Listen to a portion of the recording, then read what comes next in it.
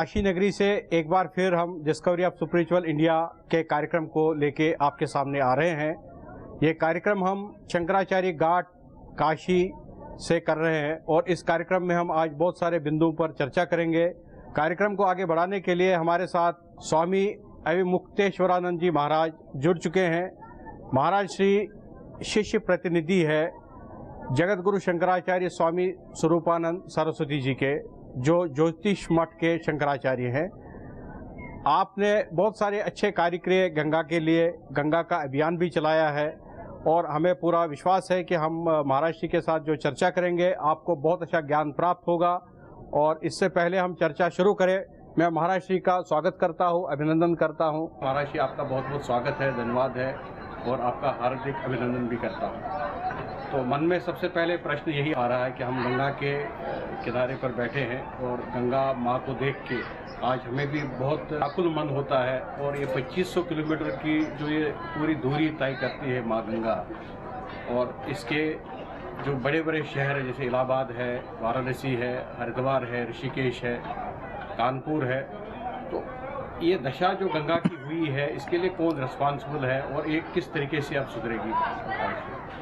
आपने कहा कि मन व्याकुल है, बात सही है। केवल आपका ही नहीं, गंगा के करोड़ों करोड़ भक्तों का मन इस समय व्याकुल है। और आपने एक बात कही कि 2500 किलोमीटर की दूरी, आपका तात्पर्य गंगोत्री से लेकर गंगा सागर तक गंगा के प्रवाह से है कि आज अलकनंदा बद्रीनाथ से निकला हुआ जो गंगा का जल है वो काशी भी नहीं आ रहा है, गंगा सागर जाना तो दूर है। सबसे बड़ी विफलता की बात अगर गंगा के संदर्भ में है तो ये है कि गंगा का जल आज काशी भी प्रयाग भी नहीं पहुंच रहा है। उसको बांध बना करके जगह जगह डाइवर्ट कर दिया जा रहा है और सिंचाई के लिए और दूसरे कार्यों के लिए, बिजली बनाने के लिए उपयोग किया जा रहा है। गंगा का जल हरिद्वार के आगे जो upper Ganga canal, lower Ganga canal और दूसरी धाराएं हैं उनमें चला जा रहा है। दिल्ली को जल पीने के लिए चला जा रहा है, गंगा की धारा में वो नहीं बह पा रहा है। काशी और प्रयाग में भी गंगा का शायद 1% जल आता हो तो बड़ी बात है। जो विशेषज्ञ हम लोगों को बताते हैं वो यही बताते हैं कि जो बाद की जो मिलने वाली, संगम करने वाली नदियां हैं, चंबल है, बेतवा है, टोंस है, यमुना है, इन सब से पानी आकर के तो थोड़ा सा दिखाई दे रहा है गंगा में। अन्यथा वो गंगा का मूल जल जो गंगा सागर तक जाना चाहिए था, जो कभी भगीरथ के रथ के पीछे पीछे गंगा सागर तक गया था, वो आज नहीं जा रहा है। यही सबसे बड़ी विफलता की बात है गंगा के संदर्भ में। आप समझिए कि हम लोगों ने पुराण में एक कथा पढ़ी कि इस देश के राजा थे सगर, फिर उनके पुत्र जो है वो स्थापित हो गए और फिर कैसे गंगा को लाने का एक आयोजन बना। 3 पीढ़ियों ने तपस्या की, तब भगीरथ नाम के जो इस देश के राजा थे उन्होंने गंगा को लाने में सफलता प्राप्त की।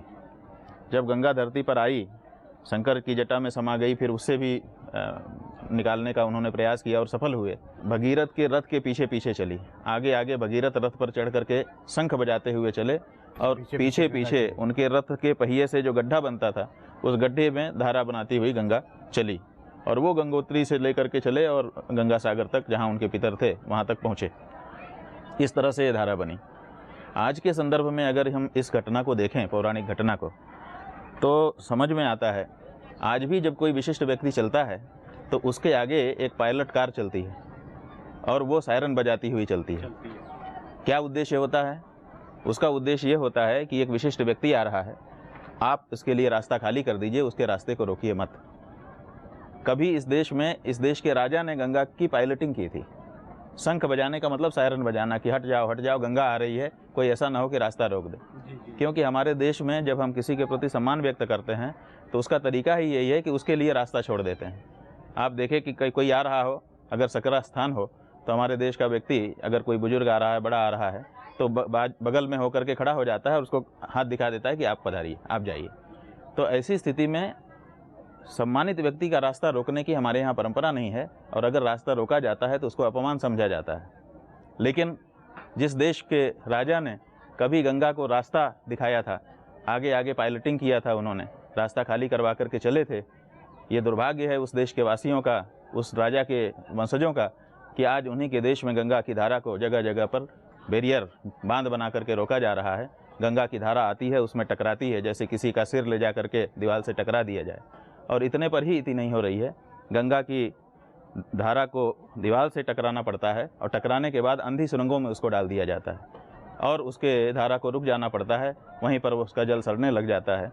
जो उसके अंदर एक आध्यात्मिक करंट है वो तो वहीं तिरोहित हो जाता है और दूसरे बहुत सारे जो उसके साथ तत्व चल रहे हैं वो तत्व भी वहीं पर विलीन हो जाते हैं। तो गंगा को तो उसके उद्गम पर ही आज मार दिया जा रहा है। तो निश्चित रूप से जैसा आपने कहा कि आपका मन विह्वल है, हम समझते हैं कि हम सबका मन भी विह्वल है। और जब तक गंगा की अविरल धारा इस देश में नहीं बहती है तब तक गंगा के बारे में जितने प्रयास किए जा रहे हैं सब बेकार हैं। देखिए, हम लोग अनेक वर्षों से, लगभग 30 वर्ष हो गए, देखते चले आ रहे हैं कि गंगा के लिए कुछ काम हो रहा है।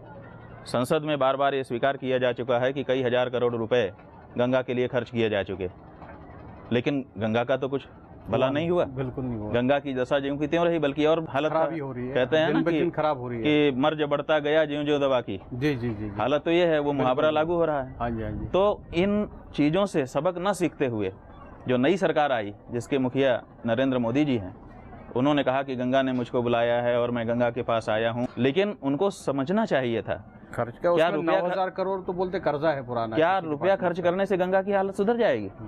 अगर सुधर जानी होती तो पहले जो खर्च किया गया उससे सुधर जाती। तो गंगा की हालत इससे नहीं सुधरेगी। गंगा की हालत तब सुधरेगी जब गंगा की धारा बहेगी। गंगा की धारा को रोका गया है, उसको खोला जाए, और नहीं तो कोई व्यक्ति जिसकी सांस टूट रही है उसको आप झाड़ पोंछ दो, उसका श्रृंगार कर दो, उसको बड़े सुंदर सुंदर आभूषण रत्न जटित पहना दो, उससे उसका कुछ भला होने वाला नहीं है। सबसे पहली ज़रूरत है कि उसकी सांस सहजता से चलने लग जाए। जी जी। तो गंगा की धारा गंगा की सांस है, क्योंकि नदी का जीवन उसकी धारा होता है। तो जब तक धारा नहीं निकल करके आएगी तब तक कुछ काम नहीं होगा, और धारा के लिए कुछ पैसा खर्च न करना नहीं है। इसीलिए हृदय हम लोगों का विकल है। स्वामी जी, इसमें जैसे आपने कहा है कि ये हर जगह गंगा को रोका जा रहा है, वो एक बहुत बड़ा इशू है हमारे लिए। और क्या क्या इसमें हमारी जो समस्याएं आ रही है गंगा से रिलेटेड, जैसे ये शहर भी बसाए गए हैं, हर गंगा के किनारे पर ही बसाए गए, और जो इंडस्ट्रियल वेस्ट है, जो पोल्यूशन की पाइप्स है, जितने ड्रेनेज पाइप्स है, वो भी गंगा में डाली जा रही है। तो इस पर भी तो गवर्नमेंट को ध्यान देना पड़ेगा। नहीं, ध्यान देखिए, ध्यान किस पे देना है? सबसे पहले जो ज़्यादा ज़रूरी है उस पे देना है। तो हमने आपको बताया कि प्रवाह, वैसे तो गंगा के बहुत समस्याएं हैं। हम लोगों ने एक दोहा बनाया था कि अरि गंगा के 5 हैं, नाले नहरें बंद, और लापरवाही लोक की सरकारी कुप्रबंध। तो इसमें 5 चीज़ें आती हैं। तो आप समझिए कि नाले हैं, जो गंदे नाले आकर के मिल रहे हैं, चाहे वो इंडस्ट्रियल वेस्ट हो, चाहे वो डोमेस्टिक वेस्ट हो। जी। नहरें हैं जिनसे, माने आप समझिए कि जैसे आपको कोई जहर का इंजेक्शन लगाए तो आप मरेंगे, वो नाले हैं। कोई आपका खून सिरिंज से चूस ले तो आप मरेंगे, वो नहरें हैं। और कोई आपके गले में रस्सी डाल करके फंदा लगा के और कस दे तो आप मरेंगे, वो बांध हैं। तो ये 3 तरह से गंगा को मारने का उपक्रम हो रहा है। इसके साथ साथ इसमें और आग में घी का काम हमारी लापरवाही, जनता की लापरवाही, गंगा भक्तों की लापरवाही और सरकारों का कुप्रबंध, ये इसको और भी उद्दीप्त कर रहा है और बढ़ा रहा है। तो हम तो ये चाहते हैं कि सबसे पहले सरकार ये निर्णय ले कि गंगा की धारा को हम बहने देंगे। गंगा की धारा को रोकने वाला कोई काम हम नहीं करेंगे। और जब ये काम हो जाएगा, जब इतना बड़ा निर्णय हो जाएगा, तो दूसरे चीज़ों के लिए कोई कानून बनाने की ज़रूरत नहीं है, क्योंकि कोई इंडस्ट्री कानून के अनुसार गंगा में या बहते हुए पानी में गंदा पानी नहीं मिला सकती। तो उसके लिए दूसरे कानून बने हैं, उनका अगर अनुपालन सुनिश्चित करा दिया जाए तो अपने आप वो हो जाएगा। और अगर ये हो गया तो जो छोटी मोटी चीज़ें हैं कि लोग ओपन डिफिकेशन कर रहे हैं, गंगा में कपड़े धो रहे हैं, साबुन लगा के नहा रहे हैं, माला फूल बहा रहे हैं, और इस तरह की दूसरी चीज़ें हैं जी, ये जो बातें कही जाती हैं, ये सब अपने आप रुक जाएगा। क्योंकि यह देश में ये माना जाता है कि यद्यदाचरति श्रेष्ठः तत्तदेवेतरो जनः सहयत प्रमाणम कुरुते लोकस्तदनुवर्तते। जो बड़े लोग करते हैं, छोटे लोग उन्हीं का अनुकरण करते हैं, देखते रहते हैं कि ये कैसा कर रहे हैं, जैसा वो करते हैं वैसा वो करने लग जाते हैं। तो ऐसी स्थिति में अगर कुछ बड़े लोग जो जिम्मेदार हैं, अगर उन पर नकेल कसी जाए और वो सुधर जाएं, तो जनता तो अपने आप सुधर जाएगी।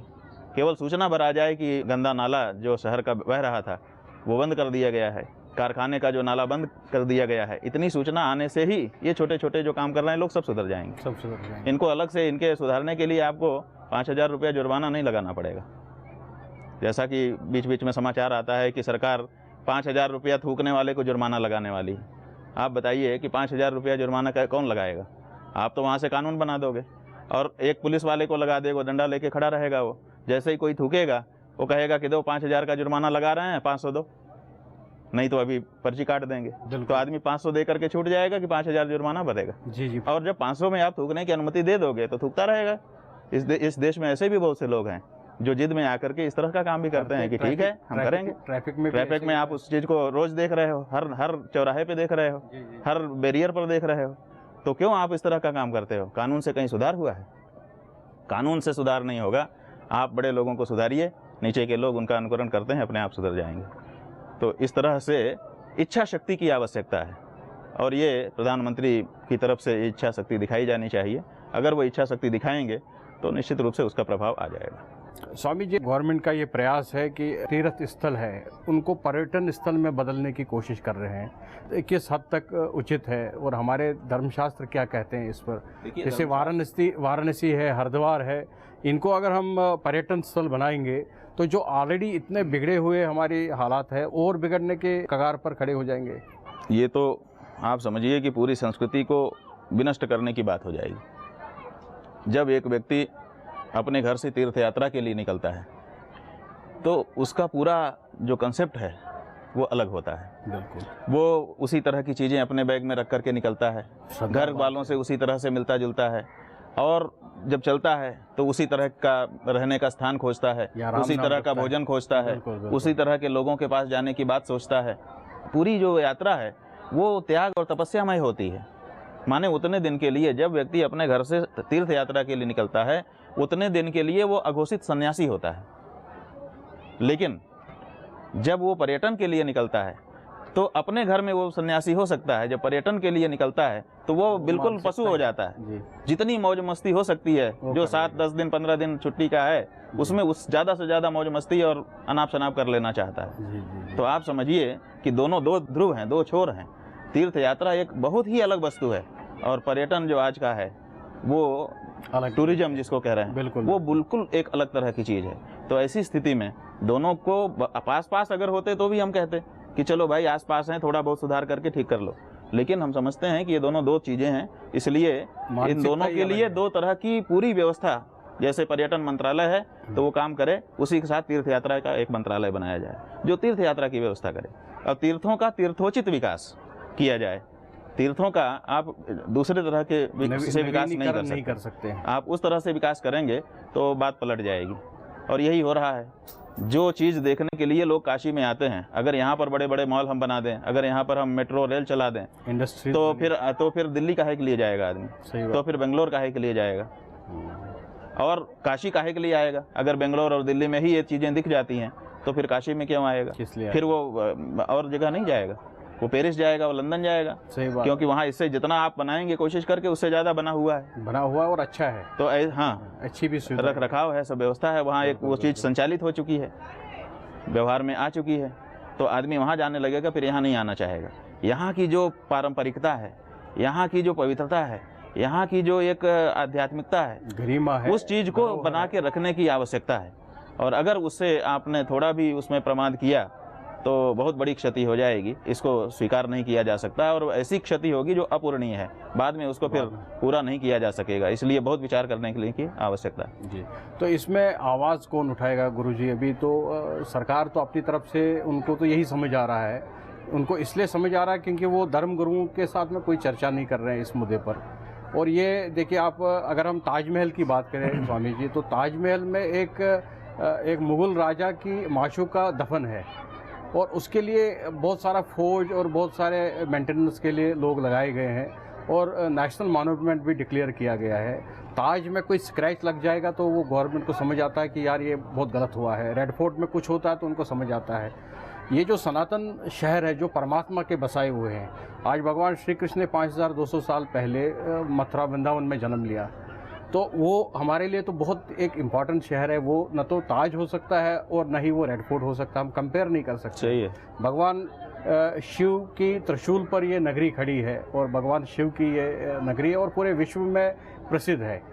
वैसे हरिद्वार ऋषिकेश माँ गंगा के नाम से प्रसिद्ध है, अयोध्या भगवान राम के नाम से प्रसिद्ध है। तो क्या गवर्नमेंट को इतने सालों में, हम तो चलिए आज़ादी से पहले तो अंग्रेज़ थे, मुग़ल शासन थे, तो मानते चले हम कुछ नहीं कर पाए, लेकिन ये 60-65 सालों में गवर्नमेंट को भी कुछ स्टेप्स लेने चाहिए थे। ऐसा है, इनकी गरिमा और इनकी जो वास्तविकता था उनको मेंटेन करने की। आपकी बात एकदम सही है, लेकिन आप ये समझिए कि जो सरकारें हमारे यहाँ बनती हैं, पदस्थापित होती हैं, उनमें हमारे ही घर के लोग जा कर के पदों पर बैठते हैं जी।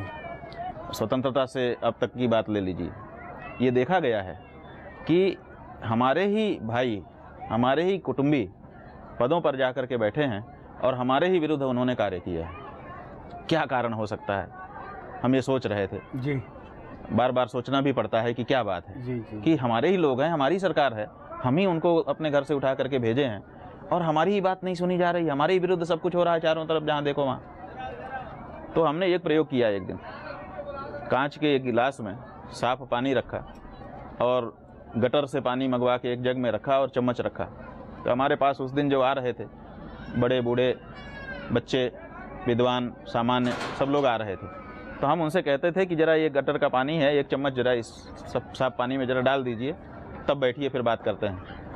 तो आप समझिए कि पूरे दिन में जो 100-200 लोग आए, तरह तरह की बौद्धिक स्थिति, परिस्थिति वाले लोग, उनमें से अधिकतर लोगों ने मुस्कुरा दिया और कहा कि क्यों स्वामी जी, क्यों मजाक करते हैं। और एक दो ऐसे थे जो बहुत आज्ञाकारी थे, तो हमने कहा तो उन्होंने उठा के डाल दिया, लेकिन डालने के बाद खड़े हो गए कि ये काम हमसे क्यों करवाया आपने, बताइए, कारण बताइए। इसका मतलब ये है कि छोटे बच्चे से लेकर के बुढ़ा तक, सामान्य व्यक्ति से लेकर विद्वान व्यक्ति तक ये जानता है कि एक गिलास साफ पानी में एक चम्मच गटर का पानी मिलाना ठीक नहीं है, अनुचित है, ये जानता है। तो जब इतना सामान्य है ये बात, हर व्यक्ति इस बात को जानता है, तो आप समझिए कि हमारे घर का सीवर, हमारे सीवर टैक्स के द्वारा हमारी ही पवित्र नदी में ले जाके मिला दिया जा रहा है। और वहाँ पर जो मेयर बना है, जो अधिकारी बना है, वो तो कहीं ना कहीं हमारे ही घर का है जी। तो वो कैसे स्वीकार कर लेता है इस बात को? क्या कभी किसी मेयर को, हर नगर में एक मेयर है, कहीं गंगा है तो कहीं यमुना है तो कहीं दूसरी नदी है, कम से कम साफ पानी तो है, कहीं हिंदू है कहीं मुसलमान है, हर व्यक्ति इस बात को मानता है कि साफ पानी में गंदा पानी नहीं मिलाया जाना चाहिए। इसके लिए किस कानून की ज़रूरत है, किस संविधान की, किस धर्म की ज़रूरत है? ये तो सहज स्वीकृत है, एडमिटेड है, प्रकृति है। तो ऐसी स्थिति में फिर भी हर जगह गंदा पानी नगर का लोगों से टैक्स लेकर के उन्हीं के पैसे से गंगा में या यमुना में या पवित्र नदी में या साफ में मिला दिया जा रहा है, कुंडों में, तालाबों में मिला दिया जा रहा है। क्या कारण है? तो कहना पड़ता है, माने अनुमान करना पड़ता है कि कोई ऐसी शक्ति है जो बड़े पदों पर जो व्यक्ति बैठता है उनके दिमाग को पलट देती है। आप समझिए, हम लोगों ने सुना था कि पानी का व्यापार जो कंपनियां कर रही हैं, उन्होंने 2 काम किए शुरुआत में, क्योंकि हमारे यहाँ हर 4 घर के ऊपर एक कुआं था। तो सबसे पहले उन्होंने कुएं का पानी दूषित करवाया, तो हमारा पानी खराब हो जाए, उनका पानी बिकने लग जाए, इसकी व्यवस्था उन्होंने बनाई। तो जब एक एक डॉक्टर के पास वो जा सकते हैं और उनके दिमाग में ये बात डाल सकते हैं कि लोगों को इस बात के लिए प्रेरित करो, तो जो बड़े बड़े पदों पर स्थित लोग हैं उनके दिमाग को बदलने में उनको क्या देर लगती है? तो हमारा ये अनुमान है कि जो बड़े पदों पर जाते हैं, निश्चित रूप से वो इस बात को समझते हैं कि ये गलत है, लेकिन उनको वहाँ पर उनके दिमाग को कहीं ना कहीं प्रभावित करने वाला कोई ना कोई तंत्र है जो प्रभावित कर लेता है, और उसका परिणाम ये है कि पूरे देश का पानी हमारा खराब हो रहा है। जबकि भारत में इतना शुद्ध पेयजल है, प्राकृतिक पेयजल है, कि अगर कभी पानी की समस्या आए पूरे विश्व में, तो भारत का आदमी, जैसे आज अरब के लोग डीजल बेच करके राजा बने हुए हैं, ऐसे ही कल को विश्व में पानी की समस्या आए तो भारत का आदमी अगर अपने पानी को सुरक्षित रखे तो पानी बेच के राजा रहेगा कई सदियों तक। लेकिन उस पानी को खराब किया जा रहा है, और इस देश में, जिस देश में दूध सस्ता है, पानी महंगा हो चुका है। तो पानी ही बहुत बड़ी समस्या रहेगी। तो निश्चित रूप से कोई ना कोई है जो इनके दिमागों को पलटता है। बड़े पद पे जो बैठ जाते हैं, फिर वहाँ पर वो तंत्र आ जाता है, वो तंत्र अपना काम करने लग जाता है। तो हम ये मानते हैं कि सरकारें हमारे घर के लोगों के द्वारा बनती हैं, लेकिन उनके दिमाग पे नियंत्रण किसी और का होता है, जो हमारा शत्रु है, और इसीलिए हमारी सब बातें दरकिनार हो जाती हैं और चलती उसी की। अभी तक स्वामी जी के साथ हमने चर्चा की, हमने माँ गंगा के बारे में चर्चा की, हमने ये समझा कि माँ गंगा का जो निर्मल होने की जो संभावना है वो इसलिए कम है क्योंकि इसको रास्ते में बहुत सारी जगह रोका जा रहा है, प्रवाह रोका जा रहा है, बांध के ज़रिए रोका जा रहा है। स्वामी जी ने यह भी कहा कि वाराणसी तक ये लगभग 1400 किलोमीटर के आसपास में गंगा रास्ता तय करती है, और स्वामी जी कह रहे हैं कि 1% भी पानी जो मेन गंगा का पानी जो आता है गंगोत्री से वो यहाँ तक नहीं पहुँच पा रहा है। स्वामी जी ने यह भी कहा कि गवर्नमेंट की भी रिस्पॉन्सिबिलिटी बनती है, लोगों की भी रिस्पॉन्सिबिलिटी बनती है गंगा को निर्मल रखने की, और जो ऊंचे पदों पर लोग बैठते हैं उनको भी सोचना चाहिए, समझना चाहिए कि आने वाले समय के लिए क्या सही रहेगा, क्या सही नहीं रहेगा।